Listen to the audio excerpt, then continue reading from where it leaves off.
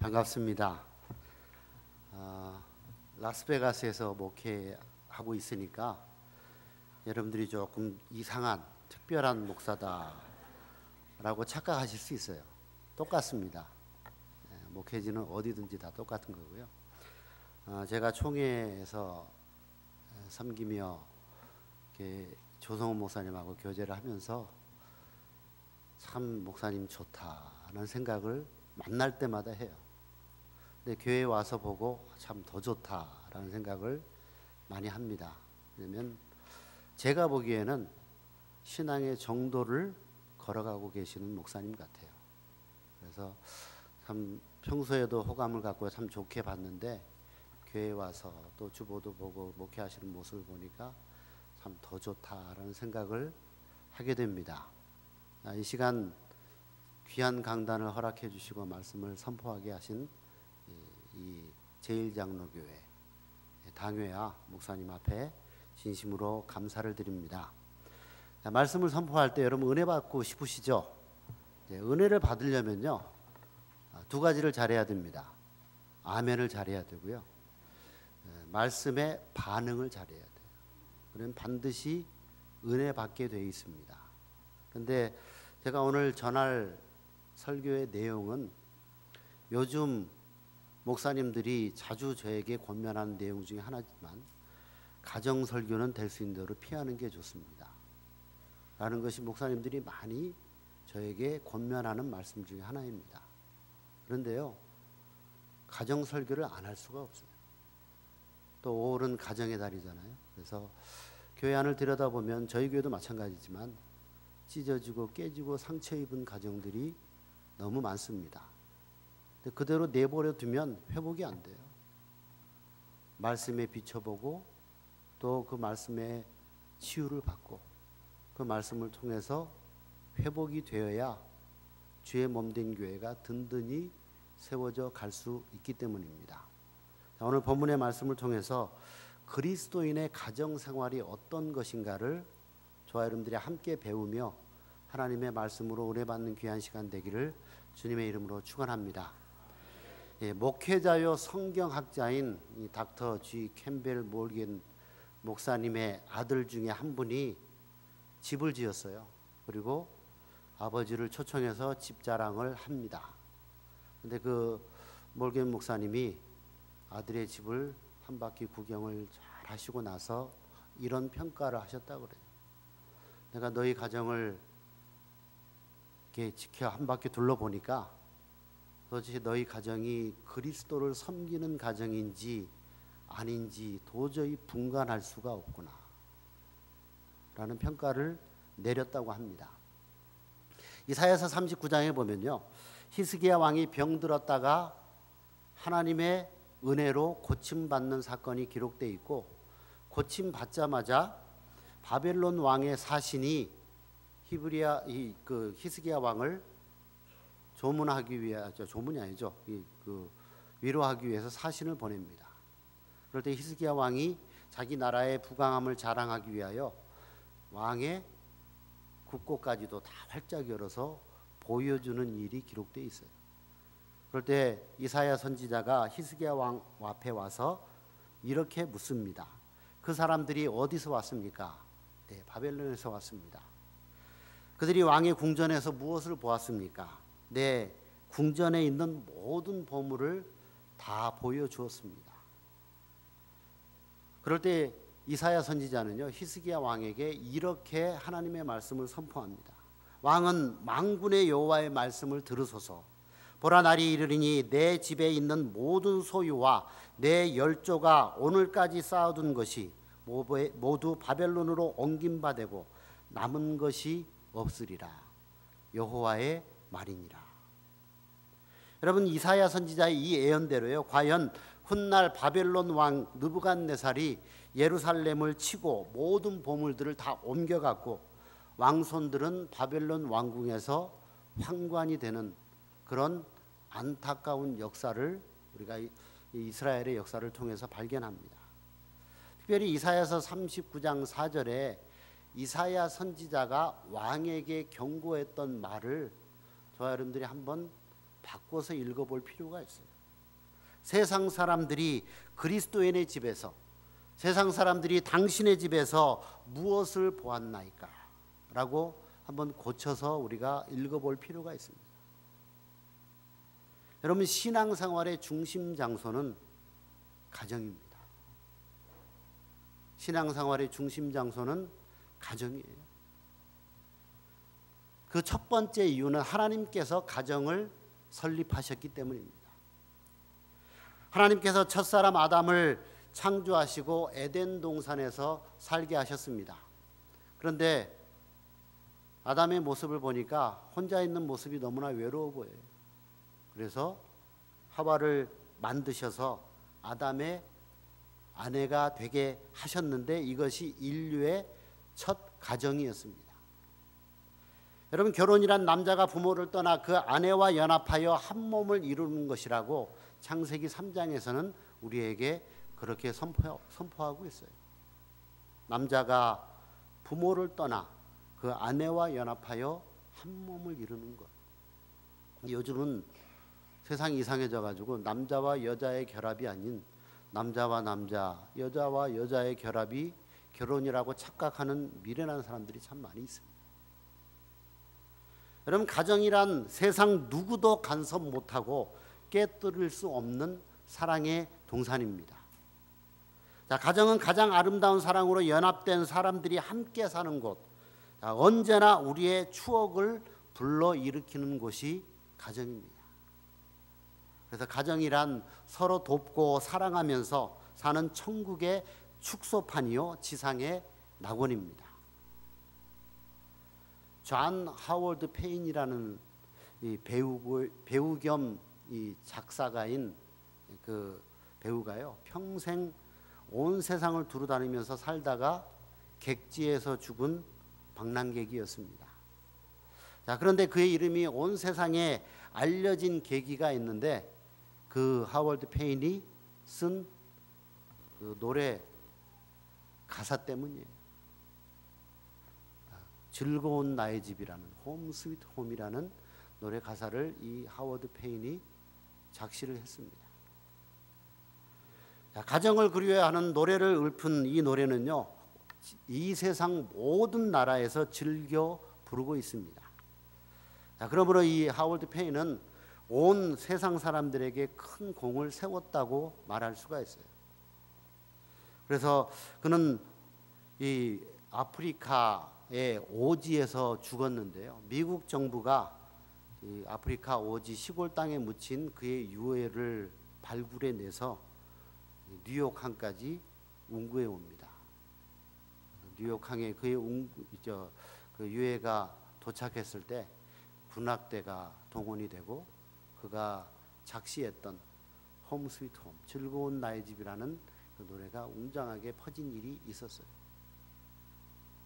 즐거운 곳에서는 날 오라 하여도 내 쉴 곳은 작은 집, 내 집뿐이니 내 나라 내 기쁨 길이 쉴 곳도 꽃 피고 새우는 집 내 집뿐이요.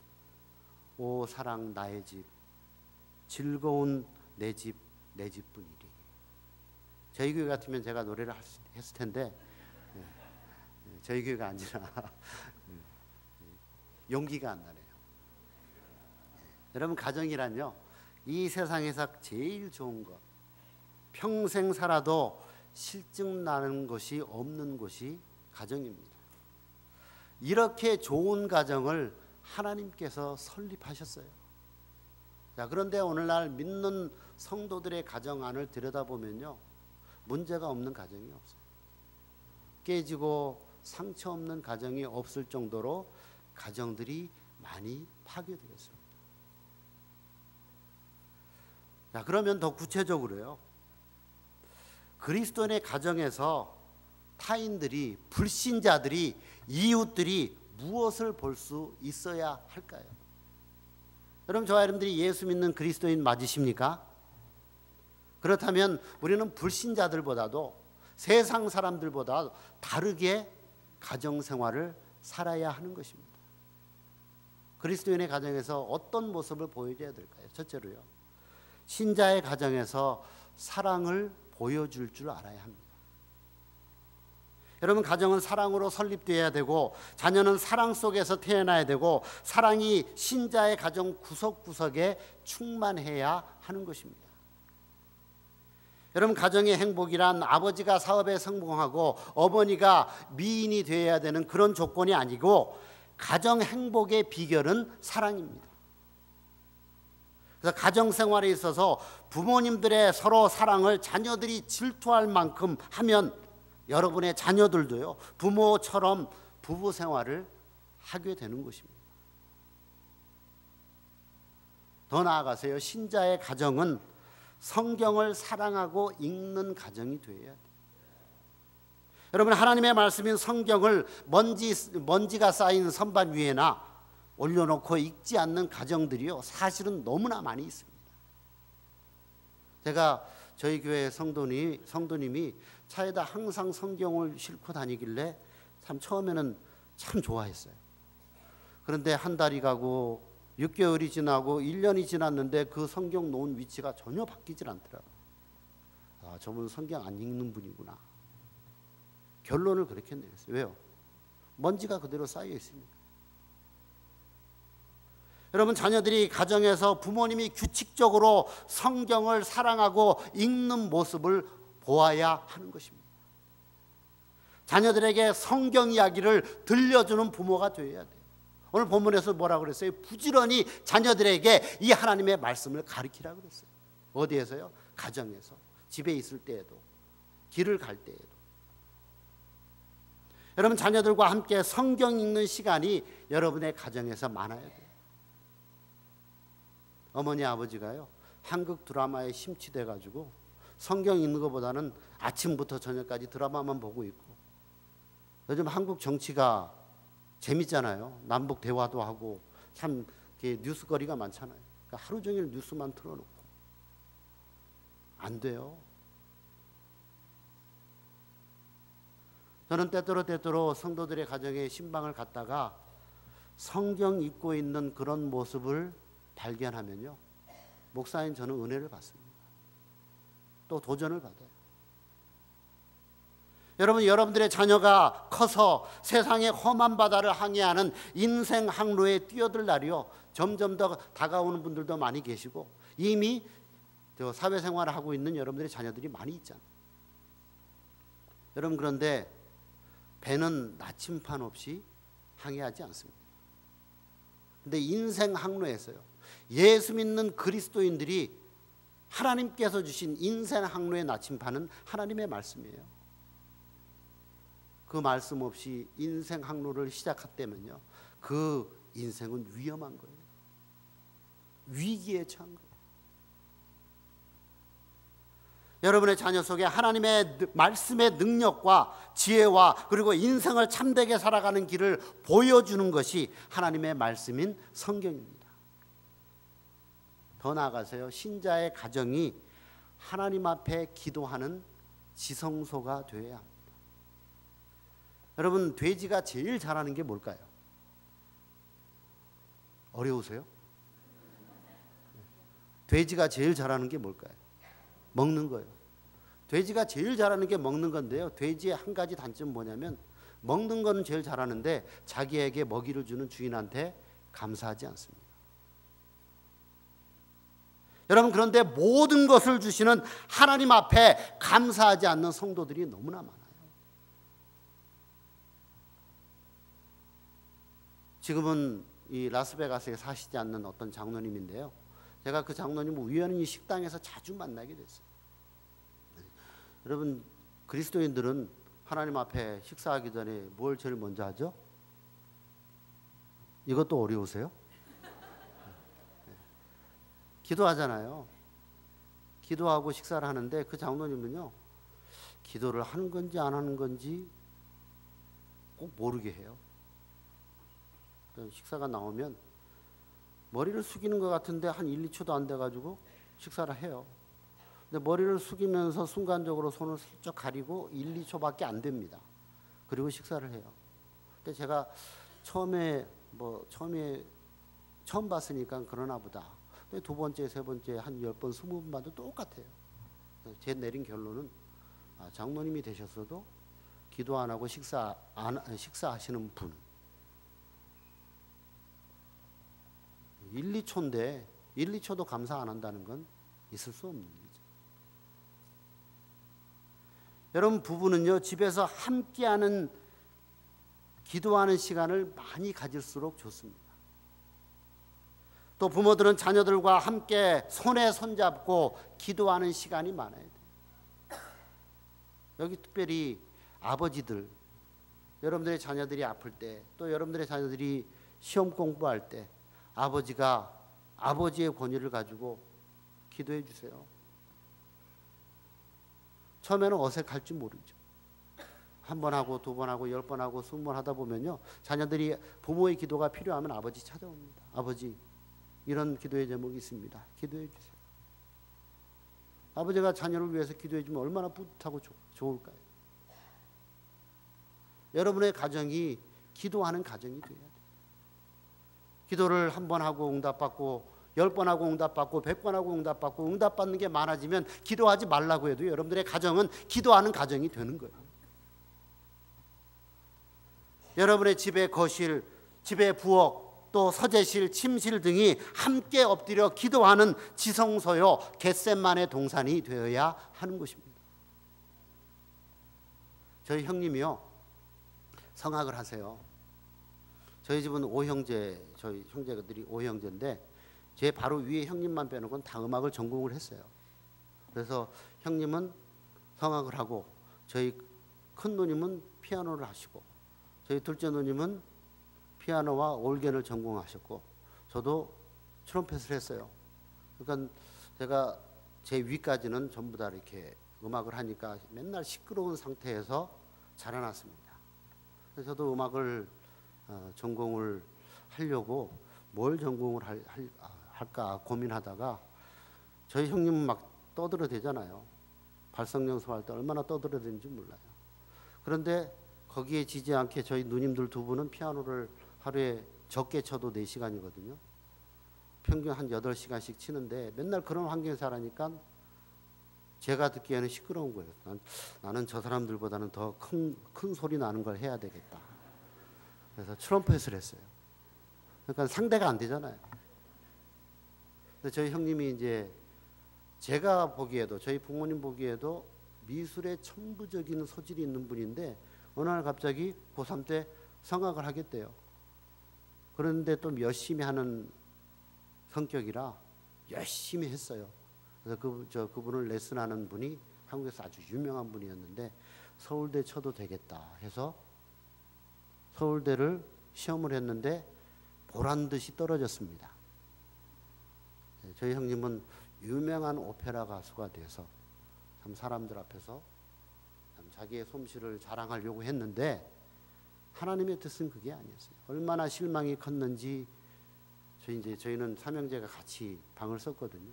방문을 들어올 때마다 꽝 닫고 나갈 때마다 꽝 닫고 또 큰형님이고 또 시험에 낙방했으니까 얼마나 상심이 컸겠어요. 저는 또 옆에서 숨소리도 크게 못 내고 지켜보는데 제 아버님이 들어와서 저희 형님을 타이릅니다. 야, 떨어진 것도 하나님의 뜻이다. 거기에도 하나님의 뜻이 있다고 믿고 기도하면서 하나님의 방법을 찾아봐라.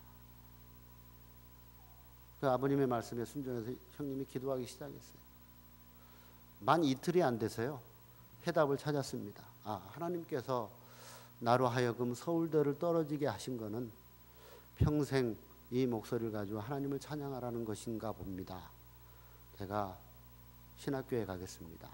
신학대에 가서 교회 음악을 전공을 했습니다. 지금은요, 이 LA에 있는 큰 교회 지휘자로서 평생을 섬기며 봉사하고 계세요. 다 하나님께 뜻이 계세요. 기도하니까 더 좋은 길, 더 하나님의 마음에 합한 길을 열어주시는 것을 저는 목격을 했습니다. 여러분 또 신자의 가정에는요 그리스도인의 규칙과 법이 있어야 돼요. 여러분 규율과 질서를 지키도록 자녀들을 성경 말씀으로 훈련하며 교육해야 됩니다. 그런데 여러분의 가정에서 여러분들의 자녀들을 또 여러분들 스스로가 하나님의 말씀으로 훈련하며 교육을 받기를 원하는 가정 많지 않아요. 여러분, 자녀를 성경대로 훈련시키는 일은요, 잔인한 일이 아닙니다. 부모가 자녀를 사랑하기 때문에 그렇게 하라고 성경은 우리에게 교훈하고 있는 것입니다. 여러분, 성경대로 철저한 훈련을 시킨 자녀들은 대인관계에서, 사회생활에서 남에게 덕을 세우며 인생을 참으로 아름답게 살아갈 수 있는 거예요. 여러분, 여러분의 자녀들은요, 가정에서 훈련받은 대로 나가서 그렇게 생활합니다. 자녀들이 사랑스럽기 때문에 그 자녀들을 바로잡고 하나님의 뜻에 순종하는 인생을 살 수 있도록 양육하기 위하여 부모의 손에는요, 항상 하나님의 말씀이 있어야 되고 자녀들을 바르게 가르치려는 결심이 있어야 돼요. 자, 그런데 부모들이 조심해야 될 것은요, 자녀를 노엽게 하지 말라고 에베소서 6장 4절에도 기록되어 있죠. 여러분, 자녀들을 하나님의 말씀으로 바르게 양육하려면요, 부모가 먼저 솔선수범해야 되는 것입니다. 자기는 공부 열심히 안 했으면서 너는 공부 열심히 해라. 그거 잘못된 거예요. 또 자기는 기도 안 하면서 자녀에게 열심히 기도하라는 것도 자녀가 안 듣는 교육 방침 중에 하나예요. 부모는 성경 읽지 않으면서 자녀들에게 열심히 성경 읽으라는 것도 모범적인 교육의 방법은 아니죠. 저는 제가 목사가 되기로 결심한 건요, 100% 저희 아버님 때문입니다. 세상에서 가장 존경하는 목사가 있다면, 목사를 이야기하라면 저는 거침없이 저희 아버님이라고 이야기해요. 왜요? 그렇게 보여주셨기 때문에. 아들로서 그런 모습을 보고 자랐기 때문에 목사가 되는 것이 하나님께서 기뻐하시는 것이다 라고 그렇게 생각하고 목사가 되었어요. 그런데 많은 성도들의 가정에서요, 아버지가 자식에게 권면할 때 나는 이렇게 살았지만 너는 이렇게 살지 말아라 라는 권면을 제일 많이 합니다. 여러분들 이 미국에 보면요, 뭐 3대째, 4대째, 5대째 부모의 또 조상들의 가업을 물려받아서 비즈니스를 하는 가정들이 많이 있죠. 저는 그런 가정들 얼마나 존경하는지 모릅니다. 그런데 유독 한국 사람들의 가정만은요, 야, 아빠는 이렇게 살았는데 넌 그렇게 살지 마. 넌 최소한 사자 들어가는 거 해. 의사, 변호사. 조금 그거보다 못하면 회계사. 여러분, 그건 잘못된 교육이에요. 부모가 하나님의 말씀 가운데 부끄럽지 아니하게 자녀에게 아름다운 모습을 보여주면요, 양복을 만드는 사람도 자녀가 우리 아버지는 양복 만든 것으로 나에게 존경받는 분이야 라고 생각할 수 있는 거예요. 근데 솔직하게요, 부모된 저와 여러분들이 자녀 앞에서 인생에 떳떳하다면 자녀들은 그걸 보고 자라면서 나는 내 부모님을 공경합니다, 존경합니다 라고 자신 있게 이야기할 수 있습니다. 여러분, 부모들이요, 성경 말씀의 채찍을 들고 자녀들을 훈련하며 교육하며 하나님의 규율을 지키는 인생을 살게 되면 위로와 기쁨과 감사가 훗날 하나님께로부터 있게 된다는 사실을 믿으시기 바랍니다. 뿐만 아니라요, 신자의 가정은 평화로워야 합니다. 그래서 성경은요, 싸우기를 좋아하는 아내와 같이 사는 것보다 움막에서 혼자 사는 것이 더 낫다 그랬죠. 아내만 보면 경기를 일으키시는 분들은 좀 생각해 보세요. 가정이 평화롭지 못한 것을 솔로몬은 그렇게 이야기한 거예요. 그거의 본뜻은 가정이 평화로워야 된다라는 뜻이겠죠. 여러분, 가정이야말로 평화의 동산이 되어야 됩니다. 제가 전에 그 부교육자로 섬기던 교회 목사님 부부가요, 온 교인들이 다 알아요. 목사님과 사모님의 사이가 안 좋다는 거 온 교인들이 알아요. 그러니까 목사님은요, 되게 빨리 들어가시는 게 퇴근을 빨리 하시는 게 밤 10시예요. 그러니까 부교육자인 저는 얼마나 불안합니까? 목사님 10시에 들어가시니까 먼저 들어갈 수가 없잖아요.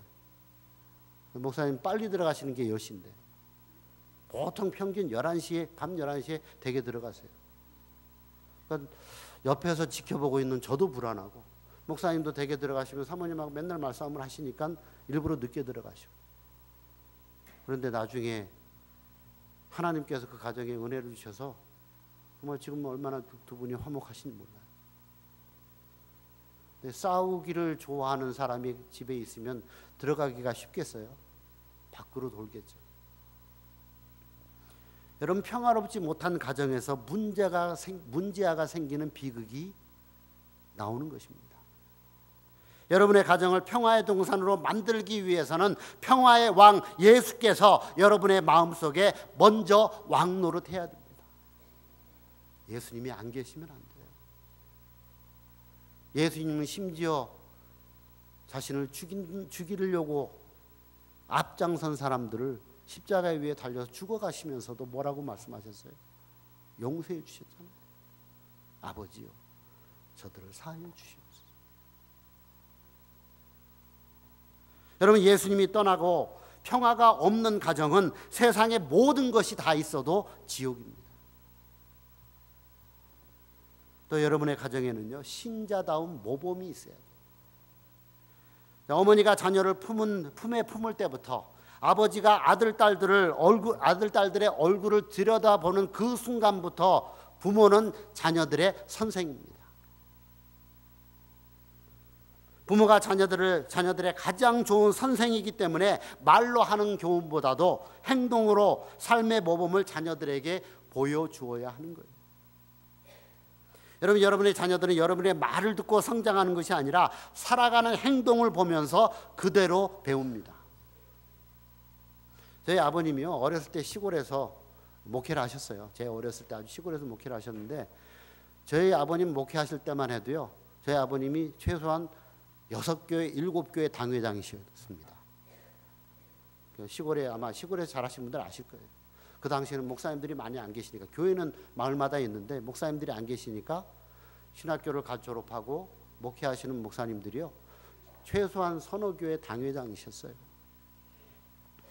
그런데 이제 많은 교회 당회장이시고 또 그 당시에 큰 교회를 목회하셨으니까 지나가는 모든 사람들이 연락을 합니다. 근데 저희 아버님이 사람인지라 거짓말을 좀 하셨어요. 어떤 거짓말 했냐면 전화가 딱 오면 귀찮은 전화인지 직감으로 아시잖아요. 그래서 전화를 저희 어머님이나 저희가 받을 때 뭐라고 이야기하시냐면 야 아버지 없다 그래라. 제가 그걸 배우고 자랐거든요. 근데 저도 이렇게 커서 자녀들을 낳고 양육하다가 귀찮은 전화가 오면 애들한테 똑같이 그러는 거예요. 야 아빠 없다 그래. 그러다가 언젠가 회개했어요. 저는 무의식 중에 그걸 배우고 자라서 저도 똑같이 하는데 자녀들에게 그거를 또 가르치고 있더라고요. 여러분 뭐 다 경험하셨으니까 웃으셨겠죠? 근데 회개해야 돼요.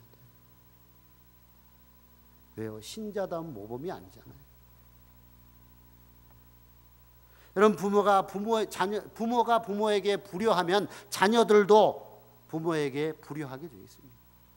사귀는 친구가 불량배이면요 여러분의 자녀들도 사귀는 친구가 불량배 사귈 가능성이 더 많아지는 거예요. 자, 여러분이 가정에서 술꾼이면 자녀들도 술꾼이 되는 것입니다.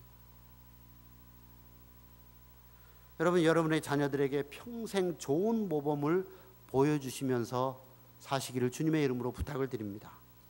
효자가 되시고 정직하시고 신앙생활을 생명 걸고 하시고 생업이나 신령한 일을 위하여 성실하시는 부모님들이 되기를 주님의 이름으로 축원합니다.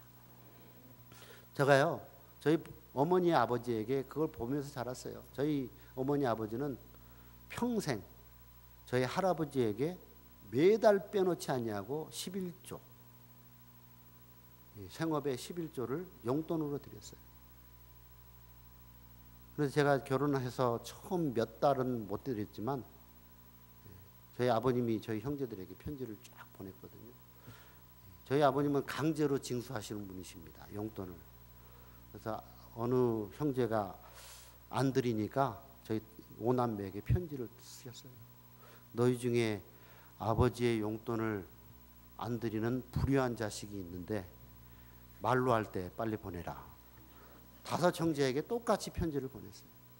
그러니까 저희 큰형님은 제가 어렵게 사니까 제가 안 보낸 줄 알고 저한테 전화해서 난리를 치시더군요. 저는 안 빼놓고 다 보냈는데요. 제가 그걸 보고 자랐거든요. 그리고 저도 아버님 돌아가시고 어머니 지금 생존해 계시는데 지금까지 하고 있어요. 그랬더니요, 제 자식 중에 다는 안 하고 둘째가 사회생활 시작할 때부터 가르치질 않았는데 지금까지 해요. 얼마나 감사한지 몰라요. 여러분, 부모가 성실하게 자녀에게 보여주면요, 자녀는 그걸 보고 배우는 것입니다. 마지막으로요, 제일 중요한 겁니다. 여러분의 가정에서 그리스도를 볼 줄 알아야 합니다. 여러분, 출애굽기 10장에 모세가 애굽 전역을 향해서 내린 10가지 재앙 가운데 9번째가 뭘까요? 아는데 제가 충격 먹을까 대답 안 하시죠? 9번째 재앙이 빨리 흑암의 재앙이라고 말씀하세요. 9번째가 흑암의 재앙이거든요. 자, 흑암이, 캄캄한 흑암이 애굽 온 땅에 있었으나 이스라엘 자손이 거하는 곳에는 뭐가 있었다고요? 광명이 있었더라. 여러분, 그리스도인이 거하는 집에는 항상 광명이 있어야 되는데 그 광명은 예수 그리스도여야 되는 것입니다. 여러분, 빛 대신 그리스도가 여러분이 결혼할 때나 슬플 때나 기쁠 때나 잘 살 때나 가난할 모든 경우에서 여러분의 가정에서 항상 빛나야 하는 거예요. 여러분, 부모 되신 여러분이 먼저 빛 대신 예수 그리스도를 모시고 살게 되기를 주님의 이름으로 축원합니다. 여러분의 자녀들과 세상 사람들이 여러분의 신앙생활 속에서 그리스도를 발견할 수 있어야 돼요. 제가 아까도 고백한 것처럼 저의 목사가 되게 한 가장 결정적인 것은 저희 어머니 아버지의 신앙입니다. 저는 저희 외가 쪽까지 따지면 제가 4대째 목사고요. 이미 제 조카가 목사가 돼서 5대째 목사 가정이에요. 저희 외가 쪽으로는 아주 스트레이트로 5대째 목사 가정이에요. 저희 친가 쪽으로는 제가 3대째 목회를 하고 있는 목사의 가정입니다. 그런데요, 제가 목사가 된 가장 큰 계기가 저희 부모예요. 그런데 이제 청년 때 아니죠. 티네이저 때 한참 사춘기 때는 괜히 막 짜증 낼 때가 있고 화를 낼 때가 있잖아요. 근데 그날은 일어나서부터 괜히 어머니에게 짜증 내고 화를 냈어요. 그리고 학교를 갈 때도 어머니한테 화를 크게 내고 갔는데 어머니가 집에 들어오기를 그렇게 기다리고 계셨나 봐요. 집에 들어오니까 저를 불러다 앉히더니 에베소서 4장 26절로 27절의 말씀을 이야기하십니다. 분을 내어도 죄를 짓지 말고 해가 지도록 분을 품지 말고 마귀로 틈을 타지 못하게 하라. 이 말씀을 주시면서요, 12월 달이었는데 저를 예배당으로 내쫓았습니다. 그리고 회개할 때까지 집에 들어오지 마. 여러분들 아시겠지만 70년대는 한국에 이렇게 교회들이 난방되는 교회들이 거의 없잖아요. 그래서 교회 한 가운데다가 난로 피워놓고 예배드리고 그런 시절이에요. 근데 저를 강제로 예배당에 내쫓고 회개할 때까지 들어오지 마. 밤 제가 그 당시 제 별명이 밤 12시 5분 전이었어요. 항상 그런 시간에 들어갔어요. 그러니까 제가 예배당으로 쫓겨날 때가 새벽 1시인가 그래요. 난로도 안 피어있죠. 한겨울이죠. 처음에는 이를 부들부들 가면서 어떻게 매정한 엄마가 이 추운 겨울날 아들을 저렇게 추운데 내쫓아놓고 기도하라 그러고 죽어야 되는가 막 그리고 속에 열불이 나서 부모를 원망했는데 2시가 지나고 3시가 지나고 4시가 지나고 제 마음속에 하나님께서 찾아오셨어요. 제 잘못을 다 보여주십니다. 회개했습니다. 엉엉 울면서 회개했어요. 그런데 그 모습을 저희 부모님들은요 뒤에서 조용히 지켜보고 계셨어요. 회개할 때 저에게 다가오셔서 저를 안아주시고 감싸주시고 용서해 주셨어요. 저는 부모의 품에 안겨서 그때 처음으로 예수 그리스도의 모습을 발견했습니다. 여러분, 자녀들을 위한 부모들의 신앙적인 책임을 다한다면요 천국에서 하나님께서 기뻐하시고 여러분의 가정에 은혜와 복을 주십니다. 또 예수 그리스도를 모시고 예수님을 증거하면서 예수를 첫 자리에 모시고 사는 가정에서 자라난 자녀들은 가장 행복하고 항상 하나님의 사랑을 받는다는 것을 기억하시기 바랍니다. 부모 되신 여러분은요 자녀들에게 세상 행복만 추구하게 살면 회복할 수 없는 불행을 당한다는 것을 아셔야 돼요. LA에 아주 유명한, 지금은 소천하셨지만 아주 유명한 거물급인 목사님, 저희 친척 되신 목사님이 계세요. 그런데요 그 가정에는 세상 행복을 추구하기 위해서 결혼도 신앙을 본 것이 아니라 상대방의 재물만 봤어요. 그래서 결혼시켰습니다. 네 자녀가 다 잘못했어요. 위에 2 자녀는 이혼해버렸고요. 2 아들들은 하는 일마다 안 돼요. 세상 행복이 끝까지 가는 것이 아닙니다. 여러분, 자녀들의 영적 행복을 위해서 게을리하지 마시기 바랍니다. 왜요? 이 세상에서 잠시 잘 살다가 천국에 못 가면 아무 소용이 없잖아요. 먼저 여러분들이 신자답게 그리스도인답게 자녀들에게 예수 그리스도를 보여주면서 신앙생활 지도에 힘을 다한다면요 훗날 여러분의 자녀들이 부모를 자랑스럽게 바라볼 것입니다.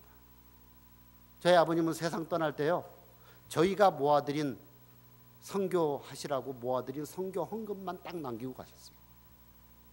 집 한 채 없었습니다. 그런데 저희 자녀들은요 저희 아버님한테 감사해요. 재산 안 남겨주시고 집 안 남겨주셔서 자녀들이 싸우지 않도록, 그리고 세상 무엇과도 바꿀 수 없는 신앙을 주셔서 감사하고 있어요. 여러분, 여러분의 자녀들을 행복의 찬눈으로 바라보며 기뻐하며 만족해하는 날이요 여러분들이 신앙생활의 모범으로 자녀들을 잘 가르칠 때 훗날 여러분들이 하나님께로부터 받을 상급입니다. 뿐만 아니라 내 부모를 공경하라고 말씀하고 있잖아요. 자, 그런데 아버지는 거짓말 잘하고 술주정꾼이요 어머니는 욕 잘하고 이웃과 싸우기 잘한다면 자녀들이 어떻게 그 부모를 공경할 수 있을까요? 요한계시록 3장 20절에 볼지어다 내가 문 밖에 서서 두드리노니 누구든지 내 음성을 듣고 문을 열면 내가 그에게로 들어가 그로 더불어 먹고 그는 나로 더불어 먹으리라. 또 요한복음 14장 2절과 3절에 내 아버지 집에 거할 곳이 많도다. 그렇지 않으면 너희에게 일렀으리라. 내가 너희를 위하여 처소를 예비하러 가노니 가서 너희를 위하여 처소를 예비하면 내가 다시 와서 너희를 내게로 영접하여 나 있는 곳에 너희도 있게 하리라. 여러분, 하나님의 말씀인 성경은 한 가정이 문을 열고 예수를 영접함으로 기독교는 시작이 되는 것입니다. 또 천국집에 가서 영원히 살 때까지 기독교는 가정에서 성장하고 결실한다고 성경은 그렇게 말씀하고 있어요. 자, 오늘날 예수 믿는 사람들 또 교회들이 세상 사람들에게 손가락질 당하는 경우가 너무나 많이 있죠. 왜 그렇습니까? 가정이 문제가 있기 때문에. 문제가 있는 가정에 성도들이 모여서 교회를 섬길 때요, 왜 교회에 문제가 없겠어요? 근데 반대로 가정에 문제가 없는 교회 성도들이 모여서 교회를 섬기면 왜 세상 사람들에게 손가락질을 당할까요? 가정은 회복되어야 됩니다. 하나님의 말씀으로 치유되어야 됩니다. 예수 그리스도가 왕노릇하는 가정이 될 때 그 교회, 그 가정의 성도들이 섬기는 교회는요, 세상에서 존경과 칭찬받는 교회가 되는 것입니다. 이제 말씀을 맺습니다. 제가 더 절반만 하려고 그랬는데요, 저도 모르게 이렇게 왔네요. 말씀을 맺겠습니다. 하나님께서 여러분의 가정을 설립하셨습니다. 그러므로 하나님의 뜻, 하나님의 말씀대로 사는 가정이 행복되고 하나님의 은혜와 복을 받습니다. 가정이 여러분의 신앙생활의 중심이 되기를 주님의 이름으로 부탁을 드립니다. 또 성도는 가정생활에서 세상 사람들에게 좋은 것을 보여주어야 합니다. 사랑을 보여줘야 합니다. 성경 말씀을 애독하고 묵상하고 실천하는 것을 보여주어야 합니다. 우리 집이 기도하는 지성소라는 것을 보여주어야 돼요.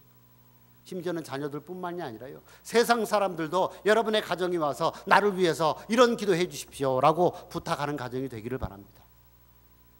또 가정이 평화의 동산이 되고, 더 나아가서 가정생활에 있어서 성경대로 규칙이 있는 가정이 되기를 바랍니다.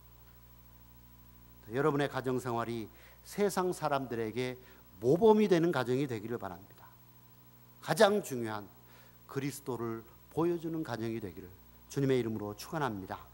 자, 우리 시간이 좀 갔지만 한 1, 2분 동안 간절하게 통성으로 기도합니다. 하나님 아버지, 우리 그리스도인들의 가정이 주신 말씀대로 살지 못했음을 회개합니다. 하나님 아버지요, 우리 가정의 부족한 부분들을 기억하게 하시고 그것을 주님 앞에 내어놓고 회개하는 이 시간 되게 해 주시옵소서. 우리 가정이 깨졌습니까? 우리 가정이 상처 있는 가정입니까? 하나님 아버지, 많은 가정 주님의 은혜와 사랑으로 치유해 주시옵소서. 이 시간 하나님 앞에 부르짖는 시간 되기를 바랍니다. 하나님 아버지, 우리 가정이 은혜 받는 가정, 하나님의 말씀으로 충만한 가정이 되게 해 주시옵소서. 이 시간 하나님 앞에 간절하게 한 2, 3분 동안 간절하게 통성으로 부르짖습니다.